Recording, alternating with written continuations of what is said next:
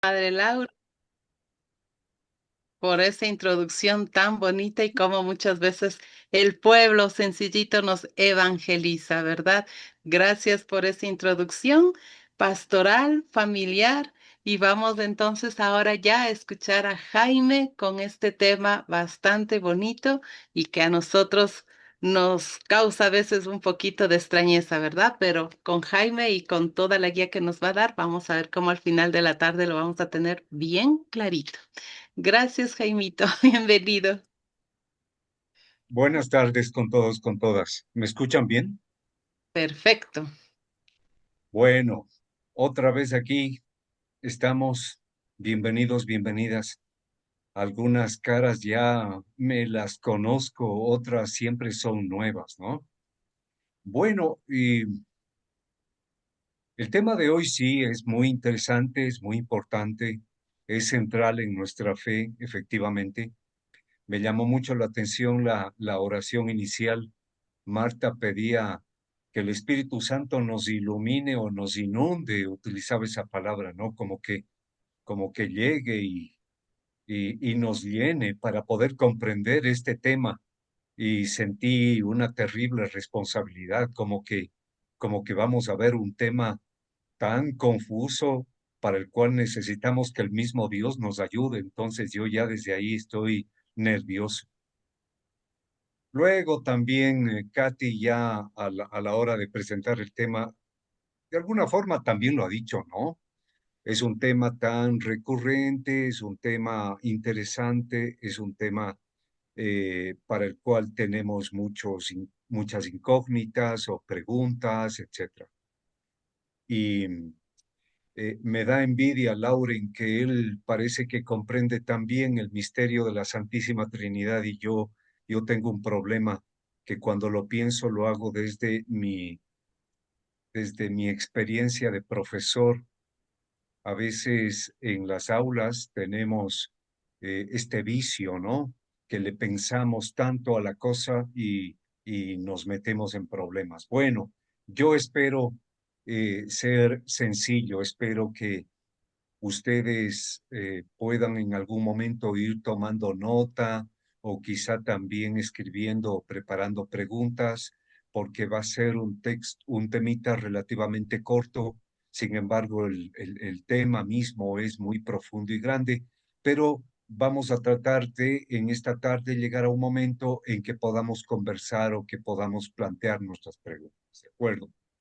Bien, ya conocemos la dinámica, entonces yo a continuación voy a exponer unos textos, los van a ver en sus pantallas y lo vamos a ir comentando y después vamos a tener un momento de diálogo, de preguntas, de reflexión. Katy nos va a ir guiando en eso y también vamos a ver si podemos atender alguna interrogante de todas las personas que nos acompañan por Facebook.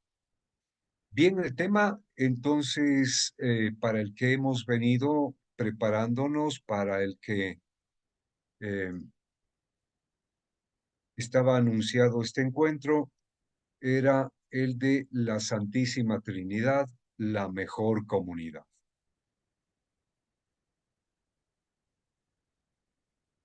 Disculpenme un momento. Aquí está. La Santísima Trinidad, la mejor comunidad. ¿De acuerdo? Entonces lo están viendo en este momento en en su pantalla. Y bueno, y Lauren ya hacía un comentario a partir de su experiencia, ¿no? De que cuando hablamos en el mundo cristiano, no solo católicos, sino también otras iglesias cristianas, no necesariamente católicas, cuando hablamos de la Santísima Trinidad, nos referimos a Dios Padre, Dios Hijo, Dios Espíritu Santo. Nos han enseñado en la catequesis que Dios es trino y uno. A mí me obligaron a aprenderme como si fuera un concepto de Dios, una fórmula muy antigua que dice que Dios es una misma naturaleza divina con tres personas distintas. Bueno, yo aprendí eso de memoria, lo dije de memoria para aprobar el examen y para que me permitan hacer la primera comunión. De esto ya hace un montón de tiempo. Yo me imagino que ustedes cuando estuvieron en la catequesis o tuvieron la oportunidad de alguna formación religiosa, les dijeron lo mismo. Pero les cuento que esta especie de definición de la Santísima Trinidad, una misma naturaleza divina con tres personas distintas, siempre me causó extrañeza y siempre me planteó preguntas. Porque, claro, también decíamos y seguimos diciendo que Dios es trino y al mismo tiempo es uno, que son tres personas distintas, pero que esta fe trinitaria es estrictamente monoteísta.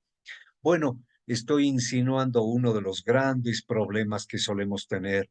Como mismo, son tres distintos, es uno solo. ¿Cómo es eso de que cada uno es distinto al otro? ¿Cómo comprender eso también con nuestra fe que dice que Dios es uno y absolutamente uno? Bien, yo me imagino que ustedes se hacen también estas preguntas, ¿no es cierto? Bueno, este no es el momento para tomar la palabra, pero yo les invito también a tomar conciencia de esto, las preguntas que nos salta en el corazón y en la mente cuando pensamos desde nuestra fe en la Santísima Trinidad.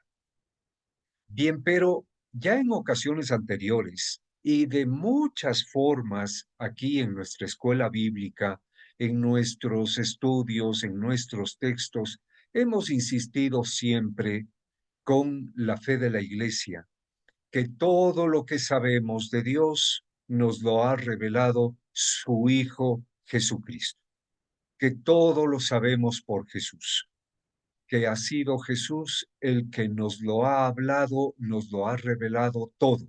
Y de una vez, Él no se ha guardado ningún secreto y todo lo que tenía que decir nos lo dijo. Al fin y al cabo, por eso nos llamamos cristianos, porque nuestra fe se levanta sobre esta pequeña afirmación. Jesús de Nazaret es quien nos ha revelado el rostro del Padre, nos ha dicho quién es Él, nos ha dicho qué quiere, nos ha dicho cómo encontrarlo, nos ha dicho cómo actúa, nos ha dicho a qué nos invita, en fin, Jesús no se ha guardado nada de todo lo que el Padre le pidió transmitírnoslo, nos lo ha dicho. Y de eso o desde eso decía se levanta nuestra fe. Así es que si decimos que Dios es trino y uno, si decimos que Dios es Padre, que Dios es Espíritu Santo, que Jesús es Hijo de Dios, lo decimos a partir de Jesús de Nazaret. ¿De acuerdo? Regreso a la pantalla compartida y el día de hoy, para reflexionar esto, quisiera compartirles una reflexión sobre un texto bíblico. Se trata del capítulo 17, versículo 20 al 24 del Evangelio de Juan.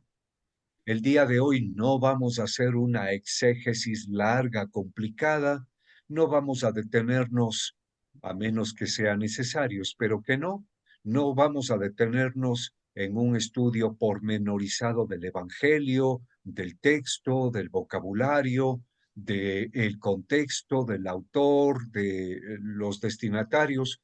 Vamos a ir directamente al texto, ¿no?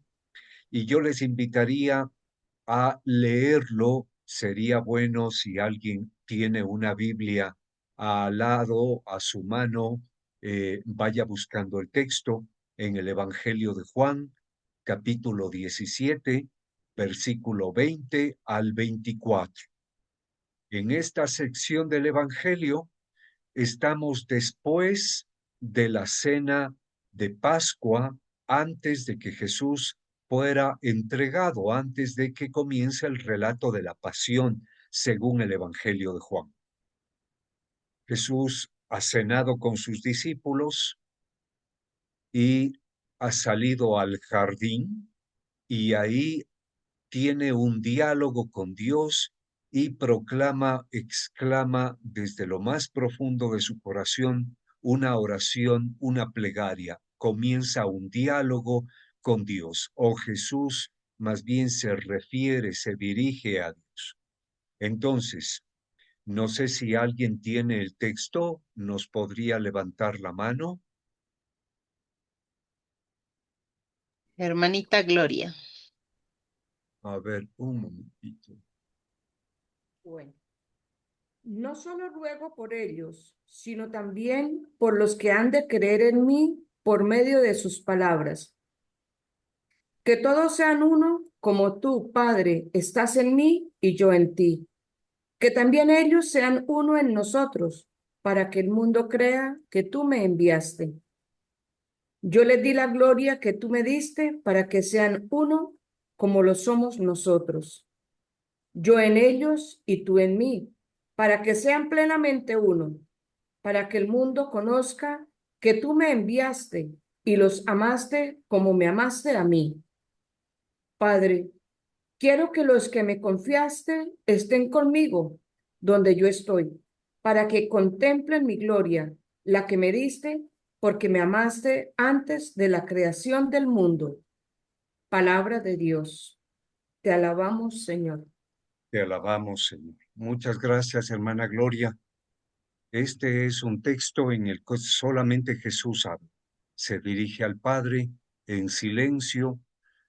Seguramente Jesús está con su corazón partido, destrozado, está consciente de lo que va a suceder muy pronto.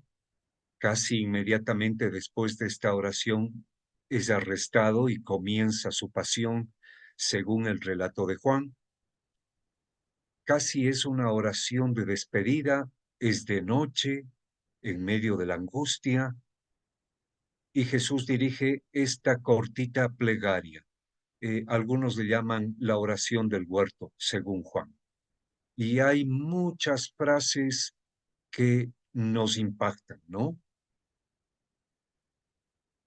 El texto que hemos leído comienza diciendo, o en este texto Jesús se dirige al Padre para pedirles, para pedirle por sus discípulos, pero no solo por ellos, sino por todos aquellos que creeremos por su testimonio, por su palabra. Y aquí se dirige a Dios por nosotros, por usted y por mí. Todos nosotros los que hemos leído por el testimonio de los apóstoles, todos aquellos que hemos nacido en esta iglesia, a veces de una forma ignorante, a veces por obligación, pero a lo largo de la vida hemos sentido el llamado y hemos profundizado en nuestra fe, todos nosotros los que queremos de alguna forma ser discípulos de Jesús por el testimonio de los apóstoles, estamos metidos en este texto. Padre, te pido no solo por ellos, sino también por todos aquellos que creerán por su palabra.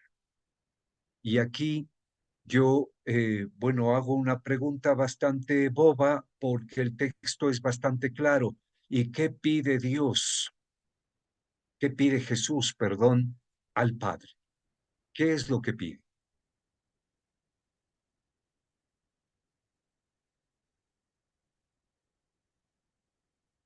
Un momentito que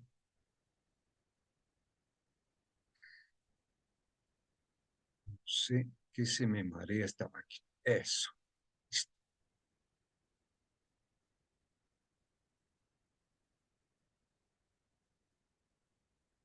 ¿Y por qué pide esto Jesús? ¿Para qué o por qué? Dos preguntas sencillitas.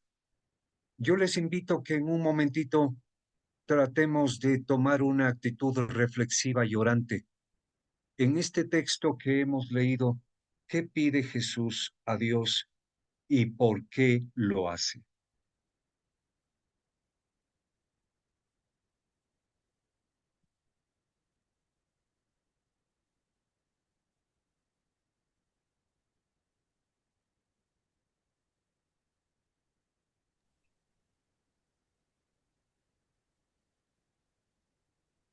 Y aquí está lo primero que Jesús pide a Dios, que todos sean uno.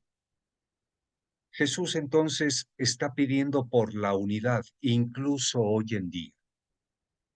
En la época de Juan, las comunidades obviamente estaban atravesando fuertes conflictos internos, pero también hoy.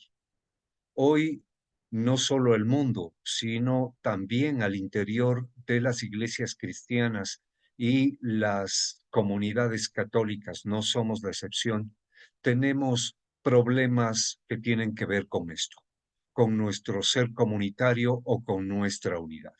Este es el tema central del texto, la pregunta, el pedido, la angustia primera que Jesús tiene, que todos seamos uno. Pero, ¿qué significa ser uno? Antes de la cena, cuando Jesús, según el Evangelio de Juan, comienza ese sabbat, ese sábado con el que comienza el pueblo de Israel la fiesta de la Pascua, se reunió con ellos y realizó un gesto que resultó ser como la síntesis, como un símbolo, como un punto final, como un broche de oro de todo lo que Jesús ha dicho y ha hecho. Se trata del lavatorio de los pies. En los sinópticos, recuerden, no hay lavatorio de los pies, pero hay última cena. Y la última cena y el lavatorio de los pies tienen el mismo sentido. Un gesto último y simbólico de entrega última, de ponerse al servicio, de demostrar qué significa realmente estar en comunión con el Padre o con Dios. También antes Jesús les dio su único mandamiento, una cosa exclusiva del Evangelio de Juan. Los evangelios sinópticos no tienen un relato del mandamiento del amor, el ámense unos a otros como yo los he amado. Ese texto es joánico, es el único texto en el que Jesús da un mandamiento, porque en los otros evangelios Jesús, en lugar de dar mandamientos o de definir leyes, normas, más bien lo que Jesús propone son actitudes, un cambio del corazón, conversión, seguimiento de Él. Pero aquí en Juan, Jesús lo centra todo en esta frase. Mi nuevo o mi mandamiento único es este, que se amen unos a otros como yo los he amado. En los sucesos antes del huerto, de la oración del huerto, hay una serie de actos, de relatos simbólicos que todos apuntan a responder a esta pregunta. ¿Qué significa ser uno?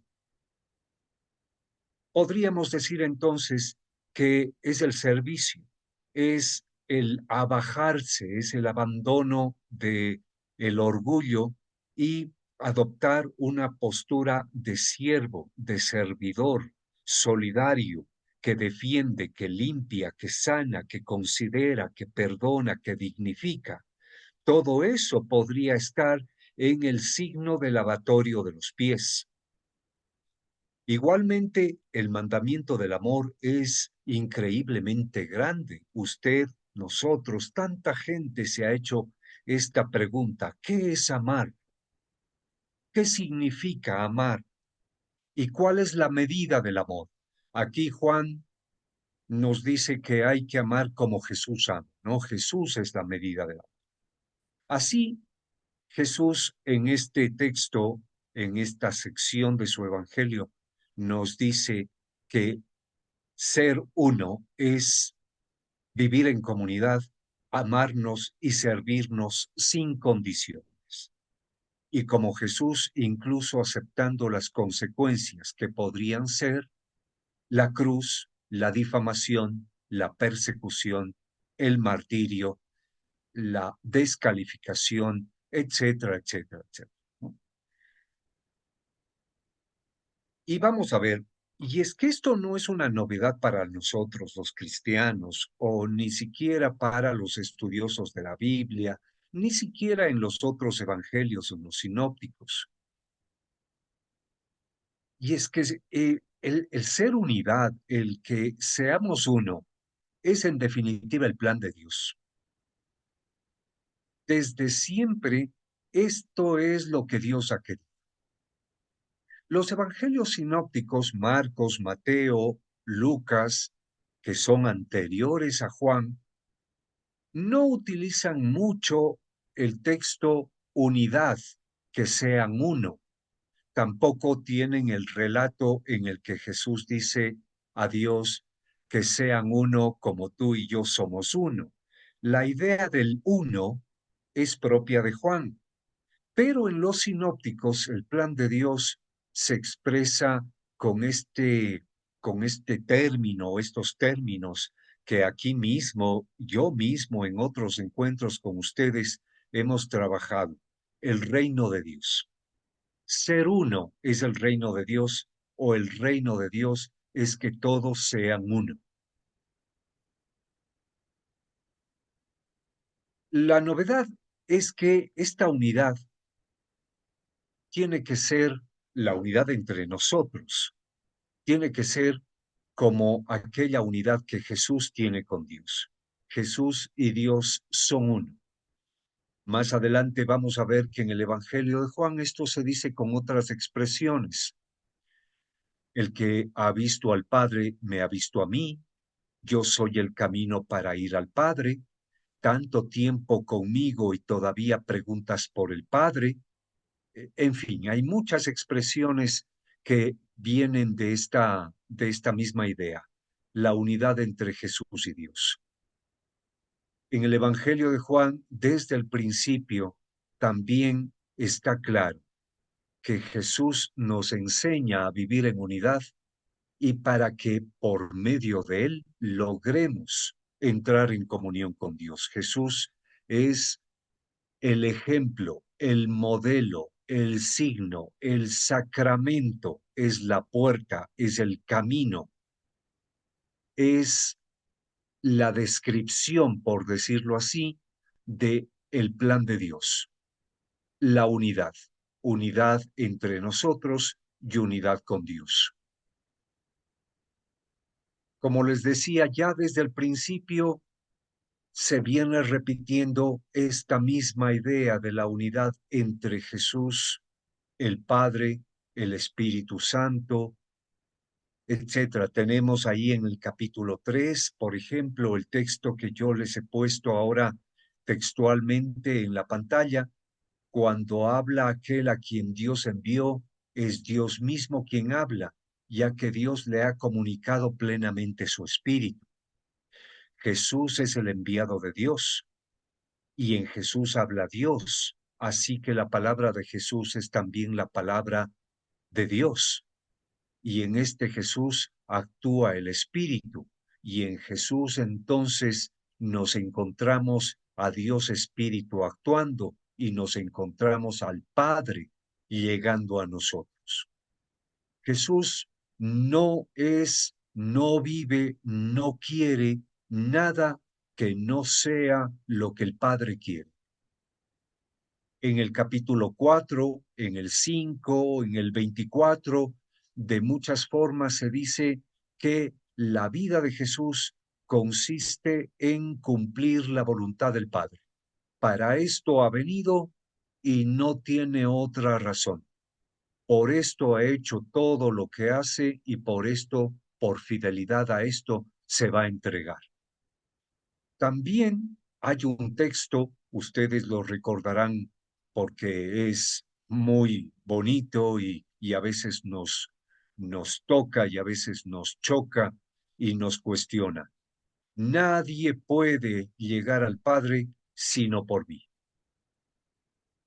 Si me conocieran, también conocerían a mi Padre. Pues desde ahora lo conocen, pues lo han visto. Se refiere a que han visto al Hijo. Y nadie conoce al Padre si no es por el Hijo. y nadie conoce al Padre sino es el Hijo único quien nos lo ha revelado. Todos son textos del Evangelio de Juan. Esta unidad profunda entonces entre Jesús y Dios está descrita a lo largo de todo el Evangelio. Y comprendamos esto. El proyecto de Dios, Jesús no solo lo predica de palabra, sino que lo vive, lo hace obra, lo lleva a la práctica. Así es que el proyecto de Dios no solo se escucha, sino que se ve. Se ve en acciones, se ve en una manera de ser persona, se ve en un sistema de valores, se ve en un corazón, se ve en una capacidad de entrega, en una capacidad de servicio, en una capacidad de llevar a la práctica el proyecto de Dios. Así es que Jesús actuando es un claro signo del proyecto de Dios. Las obras de Jesús son signos, son sacramentos, nos hablan, nos muestran lo que es el proyecto de Dios. También una idea muy importante para los primeros cristianos, para nosotros tiene que ser fundamental, es que Jesús no nos habla de cualquier Dios. No nos habla, no actúa, no vive del Dios de los fariseos, de los saduceos, de Roma, de cualquier imperio de turno. No es cualquier Dios. Jesús nos revela que Dios es infinitamente misericordioso, solidario, compasivo, que perdona, que dignifica, que defiende. Y todo esto Jesús lo dice con la expresión Abba, Padre. El término Padre debemos entenderlo como una expresión del amor de Dios. No se refiere a que Dios es padre biológico, físico, es una expresión que quiere recalcar la misericordia, porque en la época de Jesús y en la época de Juan, cuando en las comunidades cristianas o en el mundo judío alguien dice que Dios es Padre, a veces se refieren a que es un Dios Padre juez, Padre abogado, Padre cruel, Padre vengativo, Padre recto o inflexible. A veces en el Antiguo Testamento nos encontramos con imágenes de Dios siendo cruel, sanguinario, guerrero, vengativo, manipulador. Bueno, esos son textos que quizá debamos comprenderle en su contexto o en la intención del autor, pero siempre del Antiguo Testamento. Pero en la época de Jesús también, cuando los cristianos decimos Dios Padre, ¿a qué nos referimos? ¿A que es un viejito de barbas blancas al que le vamos a celebrar hoy el Día del Padre? ¿Nos referimos a que es un padre inflexible como el mío y el suyo? Por cierto, ¿cómo era su padre? Era la divina papaya, como decimos acá en Ecuador. Era una perita en dulce, era realmente amoroso, misericordioso, acompañante, nos perdonaba, nos guiaba y nos cuidaba y nos defendía y nos acompañaba. No, el término padre es tan ambiguo. Hay padres que pueden ser terriblemente crueles y malvados.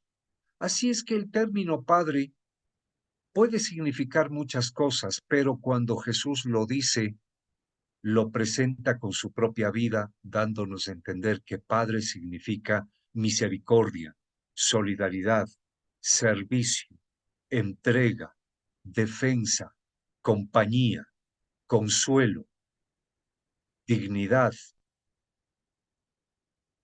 Todo esto entonces en el término Padre, y los sinópticos también utilizan la expresión. Marcos insiste en que Jesús usaba el término Abba, en fin, pero la idea es exactamente la misma, aunque a veces los términos cambian. Y hasta aquí el tema de la unidad con Dios. Pero yo he venido diciendo algo en estas últimas expresiones que les he dirigido. Jesús cumple con el plan de Dios. La unidad que Jesús pide en Getsemaní es el reino o es lo que Dios siempre quiso desde el principio. Y bueno, recordemos el Antiguo Testamento a abuelo de pájaro, una cosa muy rápida. En el principio, nos dice el libro del Génesis, Dios creó todo en armonía y en unidad. A medida que pasaba cada día de la creación, Dios se ponía contento porque veía que le está quedando muy bien el trabajito. El texto de Génesis nos dice, y vio Dios que estaba bien. Avanzó el primer día, y el segundo, y el tercero, el cuarto, el quinto, y el sexto, y terminó la obra de la creación, y vio Dios y dijo que todo está muy bien. Terminó el sexto día. El séptimo se fue a descansar, por supuesto, pero el sexto día terminó la obra de la creación y todo estaba en orden.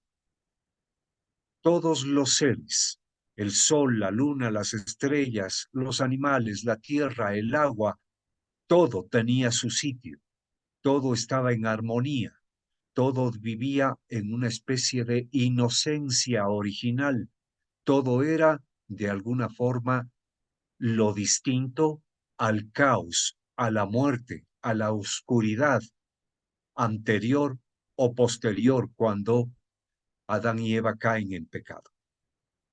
Pero ya vemos, en Génesis 3, el ser humano rompe esta unidad, primero consigo mismo, después con Dios y después con la creación entera. Y el proyecto que Dios quiso desde el principio corre riesgo. La unidad se rompe. Claro que este es un texto que podríamos decir es un género literario que hay que comprenderle bien, pero en el fondo es la verdad. El problema del ser humano es justamente la ruptura con nosotros mismos, y esta es la fuente de la violencia, del odio, de la muerte, de la guerra, de la manipulación, del desprecio, de toda forma de esclavitud, de toda forma de abandono. La ruptura con Dios es el inicio de toda forma de orgullo, de prepotencia, de manipulación de la verdad, de la moral, del conocimiento. La ruptura con la creación es la fuente de todas estas sociedades depredadoras, contaminadoras, acaparadoras, que provocan a su vez también muerte, sufrimiento, marginación, guerra, abandono, enfermedad, desnutrición, analfabetismo.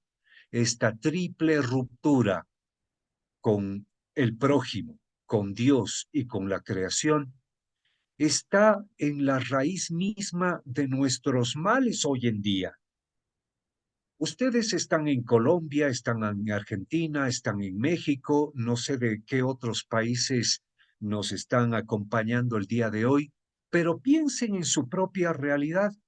Yo ahora solamente menciono desde nuestra realidad ecuatoriana.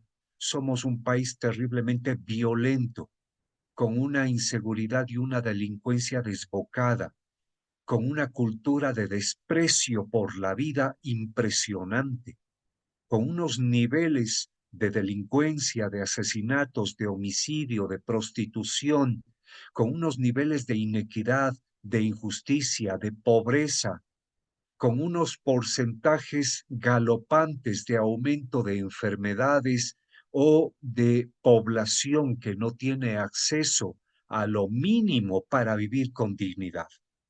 No sé si estoy retratando toda la situación de América Latina o del mundo, pero nadie me puede negar que esto es lo que estamos viviendo. Y en la raíz de todo esto, ¿qué está? Mi ruptura con el prójimo, con Dios y con la creación.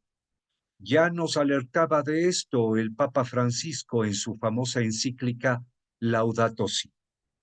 Bien, pero continuando, también desde el principio, Dios buscó las formas de lograr esa unidad perdida.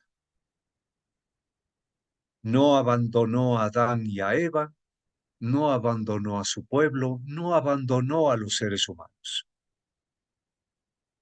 Luego quiso tener un pueblo y llamó a Abraham, luego a sus hijos, y luego estos en Egipto, y llamó a Moisés, y por medio de él los sacó de la esclavitud, e hizo con ellos una alianza en el Sinaí.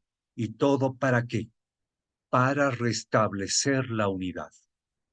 Israel recibió una misión: ser sal, luz, levadura, ser un signo de unidad en el mundo, atraer a todas las naciones y a todos los pueblos a Dios. Israel, desgraciadamente, parece que no comprendió que tenía que ser signo de unidad y tomó otros caminos. Y Dios otra vez intentó restablecer el proyecto perdido, regresar a esa inocencia original.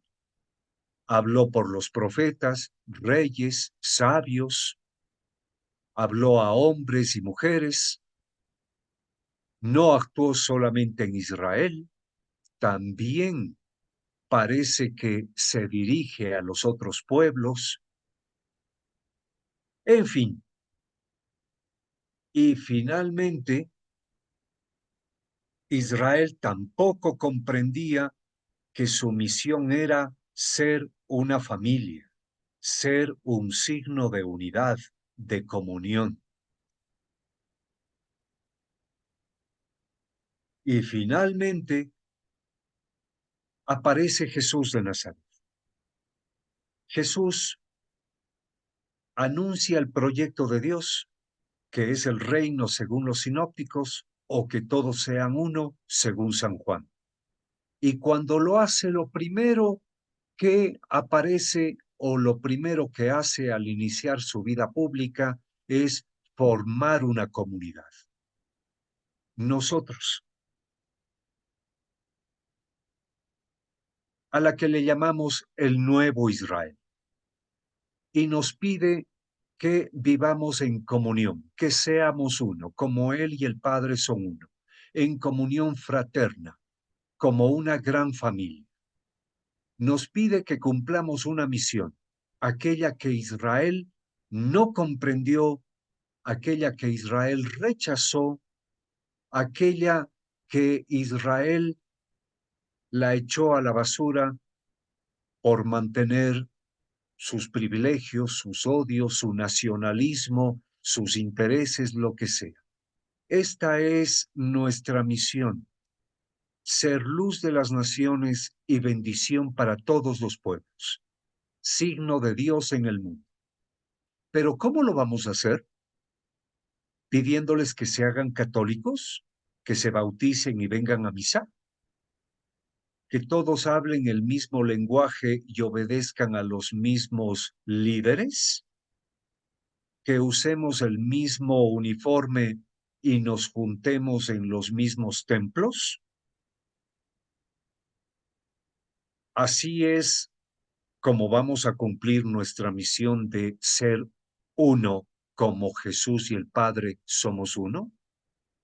Pues en principio no. Nuestra misión es ser esa comunión que Israel tenía que vivir. ser esa familia, ser esa comunidad, y nuestro modelo es la comunidad de la Santísima Trinidad. Porque la Santísima Trinidad no es un problema de matemáticas filosóficas y teológicas. Aquí mi mente se está yendo a mis primeros años de estudios, cuando no comprendía cómo es que Dios es uno y al mismo tiempo tres personas distintas. Parecía un problema misterioso, parecía un problema de matemáticas divinas, parecía un problema que tenía que aceptar porque si no me voy al infierno. Parecía un tema que no debía cuestionar, sino que solo debía aceptar. Un problema que ronda en la cabeza y en el corazón de mucha gente. ¿Cómo es que Dios es trino y uno? ¿Cómo que son tres personas distintas y un mismo Dios verdadero? Pues vamos a lo sencillo. En Jesús de Nazaret, en el proyecto de Dios, cuando decimos Trinidad, lo que estamos diciendo es comunión. Lo que estamos diciendo es familia. Lo que estamos diciendo es proyecto de armonía, unidad, justicia, servicio, solidaridad, dignidad, consuelo, compañía, defensa, vida en definitiva. La Santísima Trinidad no es un tema misterioso, es un tema absolutamente claro en la persona de Jesús. Jesús nos revela entonces qué es o cuál es o cómo llegar a ese que todos sean uno como tú y yo somos uno.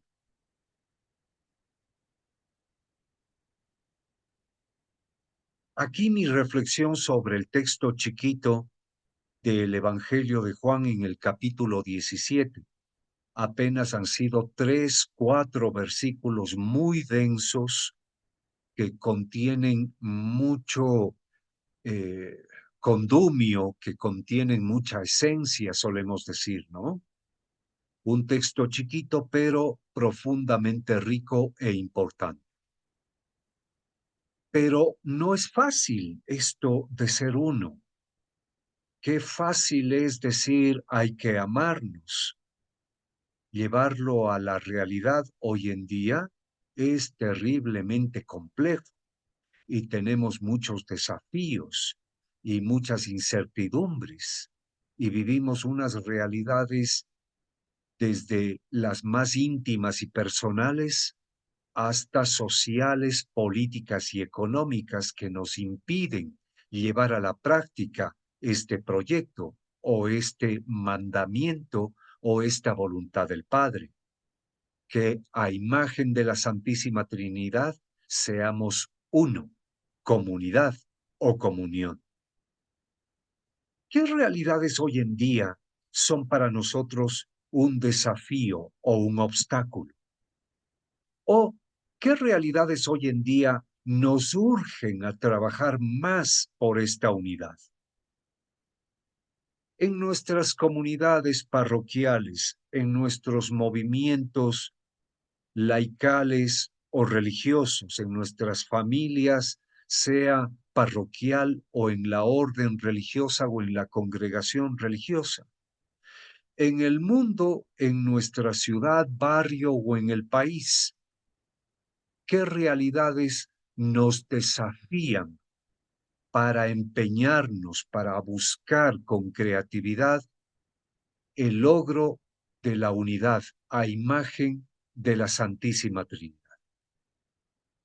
Dejo planteada esta preguntita para dar paso a un momentito de reflexión nuestro y podemos reflexionar en voz alta.